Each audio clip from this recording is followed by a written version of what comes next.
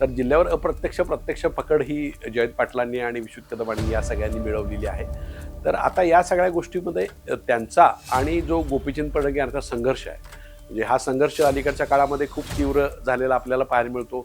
विरोधकांच्याकडे अशी परिस्थिती आहे की जतवर अतिशय चांगलं नियंत्रण हे गोपीचंद पडळकरांचं आहे. त्यामुळं जतमध्ये कुठलीच पंचायत समिती विरोधकांच्याकडे नाही, त्यानंतर नगरपालिका त्यांच्याकडं नाही आणि कुठलंच पद तिथं नसल्यामुळं एक पद तिथं असावं म्हणून तिथं जतला पद दिलेलं आहे. त्या दृष्टीनं तिथं राजकारणाची फेरमांडणी ही पुढच्या काळात जयंतरावांच्याकडनं किंवा विश्वजित कदमांच्याकडे होईल. आपल्याला माहिती आहे की तिथं विक्रम सावंत असतील, जमदाडे प्रकाश जमदाडे असतील आणि विलासराव जगताप असतील, तर हे सगळे एकत्र येऊन तिथं पुढच्या काळात काम करताना आपल्याला दिसतील. तिथं जयंत पाटलांचा एक कारखाना पण आहे, राजारामबापू कारखान्याची जत ब्रांच पण आहे तिथं आणि विश्वजित कदमांचा डफळापूरला कारखाना पण आहे. त्या माध्यमातून ते तिथलं राजकारण करतील आणि पुढच्या काळामध्ये गोपीचंद पडळकर, जयंत पाटील आणि विरोधकांचा संघर्ष हा मोठ्या प्रमाणात चिघळणार अशी शक्यता आहे.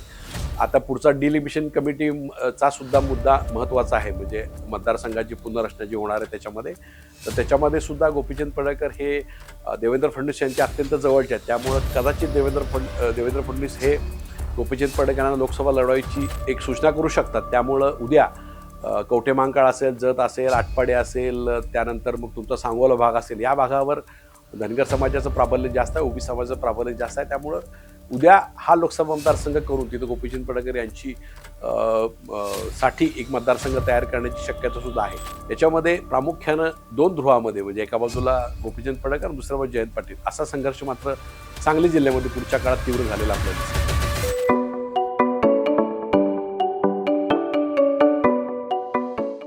नमस्कार, मी हनुमंत मोहिते, हनुमान मोहिते .सोनेरा या माझ्या यूट्यूब चॅनलवर आपलं स्वागत आहे. सांगली जिल्हा परिषदेच्या सभापतीपदाची निवड आणि अध्यक्ष उपाध्यक्षाची निवड नुकतीच झालेली आहे. तर या निवडीनंतर आपल्याला पाहिलं असेल की आमदार जयंत पाटील यांचं वर्चस्व आपल्याला या ठिकाणी जिल्हा परिषदेमध्ये आपल्याला पाहायला मिळालं. म्हणजे आमदार जयंत पाटील यांनी आमदार विश्वजित कदम आणि विशाल पाटील यांच्याबरोबर आणि अजित पवारांचे जे विलासराव जगताप असतील, राजेंद्रनाथ देशमुख असतील, त्यानंतर शिवाजीराव नाईक असतील, अजितराव घोरपडे असतील, या सगळ्यांना घेऊन सत्ता स्थापन केली. पण आपण जर जिल्ह्यावर बघितलं तर आता जयंत पाटलांची पकड ही वेगवेगळ्या माध्यमातून झालेली आहे. म्हणजे महानगरपालिकेत जरी त्यांचे 3 सदस्य असले आणि महापालिका क्षेत्रामध्ये त्यांना अपयश मिळालं असेल, तरी मात्र जिल्हा परिषदेमार्फत मात्र त्यांचं वर्चस्व आहे आणि त्यांनी सगळ्यांना एकत्र करून, म्हणजे भाजप विरोधातल्या सर्व पक्षांची मूठ बांधून जिल्हा परिषदेवर आपलं सभापतीपद आणि सगळ्यांना संधी दिली. दुसऱ्या बाजूला त्यांच्याकडे जिल्हा बँक सुद्धा त्यांच्याकडे आहे. म्हणजे त्यांचे जे समर्थक आहेत मानसिक म्हणून, त्यांच्याकडे जिल्हा बँकेचं अध्यक्षपद आहे आणि सांगली बाजार समितीचं सुद्धा अध्यक्षपद त्यांच्याकडे आहे. त्यांच्या अंधाराव नलवडे हे त्यांचे समर्थक आहेत, ते सभापती म्हणून काम करतात.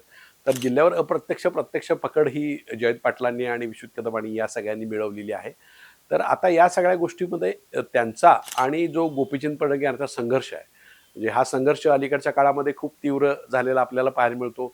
नगरपालिका निवडणुकीत सुद्धा आपण पाहिला असेल तर त्यावेळेस सुद्धा जयंत पाटलांनी अशी रणनीती केलेली होती की जत आणि आटपाडीमध्ये एकत्र येऊन आपण लढाई करावी लागेल, अन्यथा गोपीचंद पडळकर यांना पराभूत करणं शक्य नाही, अशी योजना त्यांनी केलेली होती. त्यासाठी त्यांनी तिकडं सुहास बाबर यांना विटा आणि आटपाडीमध्ये फ्री हँड दिलेला होता आणि तिकडं काँग्रेसला फ्री हँड जतला दिलेला होता. पण तिथं जतमध्ये सुरेश शिंदे आणि सुजय शिंदे यांच्यामध्ये लढत झाली आणि त्याचा प्रत्यक्ष फायदा तिथं डॉक्टर रवींद्र आळे नगराध्यक्ष होण्यामध्ये झाला आणि गोपीचंद पडळकरांच्याकडे ही नगराध्यक्षपद आलं. त्याच पद्धतीने पंचायत समिती सुद्धा त्यांच्याकडं गेली.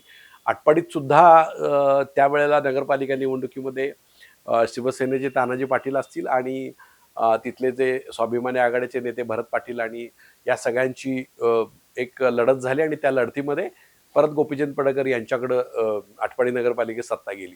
पण या नगरपालिकेनंतर मात्र या सर्व नेत्यांनी पुन्हा एकदा एकत्रित बसून चर्चा केली आणि त्याचा फायदा त्यांना पुढच्या जिल्हा परिषद निवडणुकीत झाला आणि जिल्हा परिषदेमध्ये फक्त आटपाडीत एकच सदस्य हा गोपीचंद पडळकरांना मिळाला आणि जतमध्ये त्यांना चांगली तिथं पकड मिळवता आली. पण तरीसुद्धा पुढच्या काळाचं राजकारण धरून जयंत पाटील यांनी तिथं आटपाडीमध्ये तिथले जे तानाजी पाटील यांचे चिरंजीव पृथ्वीराज पाटील यांना तिथं सभापतीपदी संधी दिली आणि त्यानंतर जतमध्ये सुद्धा सावित्री वनगोंडा रवी यांना संधी दिलेली आहे. तर या दोन्ही सभापतीपद देण्यामागं एक गोपीचंद पडळकर यांच्या राजकारणावर कंट्रोल ठेवणं हे त्याच्यामध्ये सगळ्यात महत्त्वाचं आहे. अर्थात त्याच्यामध्ये विरोधकांच्याकडे अशी परिस्थिती आहे की जतवर अतिशय चांगलं नियंत्रण हे गोपीचंद पडळकरांचं आहे. त्यामुळं जतमध्ये कुठलीच पंचायत समिती विरोधकांच्याकडे नाही, त्यानंतर नगरपालिका त्यांच्याकडे नाही आणि कुठलंच पद तिथं नसल्यामुळं एक पद तिथं असावं म्हणून तिथं जतला पद दिलेलं आहे. त्या दृष्टीनं तिथं राजकारणाची फेरमांडणी ही पुढच्या काळात जयंतरावांच्याकडनं किंवा विश्वजित कदमांच्याकडे होईल. आपल्याला माहिती आहे की तिथं विक्रम सावंत असतील, जमदाडे प्रकाश जमदाडे असतील आणि विलासराव जगताप असतील, तर हे सगळे एकत्र येऊन तिथं पुढच्या काळात काम करताना आपल्याला दिसतील. तिथं जयंत पाटलांचा एक कारखाना पण आहे, राजारामबापू कारखान्याची जत ब्रांच पण आहे तिथं आणि विश्वजित कदमांचा डफळापूरला कारखाना पण आहे. त्या माध्यमातून ते तिथलं राजकारण करतील. आणि दुसऱ्या बाजूला आटपाडे सुद्धा ज्या वेळेला तानाजी पाटील यांना तिथं पद देण्यात आलेलं आहे आणि राजेंद्रनाथ देशमुख आणि अ, अ, तानाजी पाटील एकत्र तिथं झालेले आहेत, तर आणि मग सुहास बाबरांनी प्रत्यक्ष त्यांना तिथे पाठिंबा दिला. त्यामुळे आटपाडे सुद्धा हा संघर्ष जोरदार होणार आहे. आपल्याला पाहिलं असेल तर तिथं वैभव वैभव पाटील जे खानापूर आटपाडीचे नेते आहेत, तर त्यांनी एक शिबिर तिथं घेतलेलं होतं. पण आता खानापूर आटपाडीच्या लोकांचं जतला शिबिर हे गोपीचंद पडळकरांनी घेतलेलं आहे. तर याच्यामध्ये पुढच्या काळामध्ये गोपीचंद पडळकर आणि जयंत पाटील यांचा संघर्ष खूप मोठ्या प्रमाणात होईल अशी परिस्थिती आहे. ज्या वेळेला जयंत पाटलांविषयी काही उद्गार गोपीचंद पडळकर यांनी काढले, तर त्यावेळेस महाराष्ट्रभर चर्चा झाली. आत्तासुद्धा ज्यावेळेस सभापतीपद ज्यावेळेला झालं, त्यावेळेला जयंत पाटलांनी काही त्याच्याबद्दल भाष्य केलं नाही गोपीचंद पडळकरांच्या बाबतीत वगैरे. पण गोपीचंद पडळकरांनी मात्र राज्यपाल आणि आपण मुख्यमंत्री केलो असं भावना ही जयंत पाटलांची झाली अशी टीका केलेली आहे. आणि पुढच्या काळामध्ये गोपीचंद पडळकर, जयंत पाटील आणि विरोधकांचा संघर्ष हा मोठ्या प्रमाणात चिघळणार अशी शक्यता आहे. आता पुढचा डिलिमिशन कमिटी चा सुद्धा मुद्दा महत्त्वाचा आहे. म्हणजे मतदारसंघाची पुनर्रचना जी होणार आहे त्याच्यामध्ये.